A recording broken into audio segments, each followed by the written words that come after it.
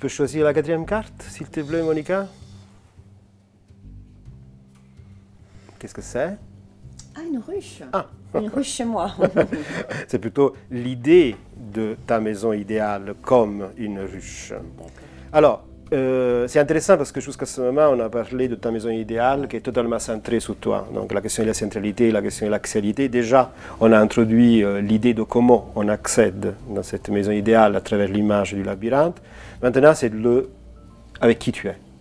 La ruche, c'est l'idée d'un espace communautaire. Dans ta maison idéale, tu vois vraiment les gens travailler avec toi.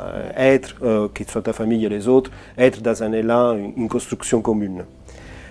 Les images de référence, évidemment, c'est la ruche, c'est la fourmilière, parce qu'effectivement, c'est extrêmement spécialisé. C'est un espace, chaque espace a une fonction précise par rapport à l'organisation du groupe. Et après, des références d'architecture, donc tu as la fameuse ruche des artistes, c'était effectivement l'idée de travailler tous ensemble à Montparnasse à Paris. Œuvre jamais réalisée de Fourier, que c'est le fameux phalanstère, où il y a même l'image de la ruche qu'utilise Fourier pour représenter l'espace communautaire.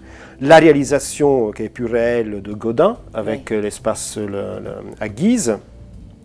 Tout ça pour représenter et pour raconter effectivement comment cette énergie de l'être ensemble fonctionne à l'intérieur de ta maison idéale. Petite expérience avec une machine à créer communauté, hein, comme d'habitude. On va les déplacer et tu vois, l'idée c'est effectivement de pouvoir savoir deux choses dans l'organisation de ces espaces. Comment tu peux les imbriquer?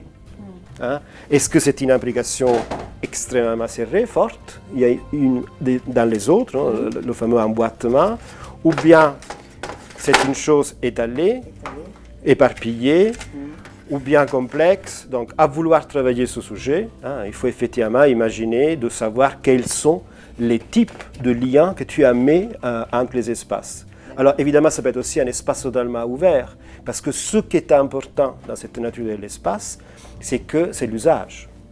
Donc, c'est un espace qui existe en fonction de quelque chose qu'on y fait dedans. Alors, par exemple, ce sera un espace pour parler, pour discuter. Ça, c'est une œuvre de Riccardo Dalisi. La Frac d'Orléans a acheté tout son fonds. Donc, aujourd'hui, en France, on peut le voir. C'est un espace pour pondre les idées, travailler dans un plan qui est totalement créatif. Et après, il y a des espaces qui sont un peu secrets. Hein, donc, tu vois. Voilà.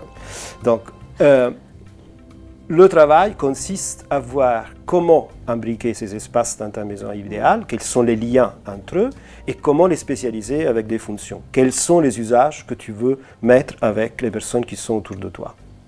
On peut choisir la cinquième carte? La dernière? Oui. Ouais? Bon, parfait.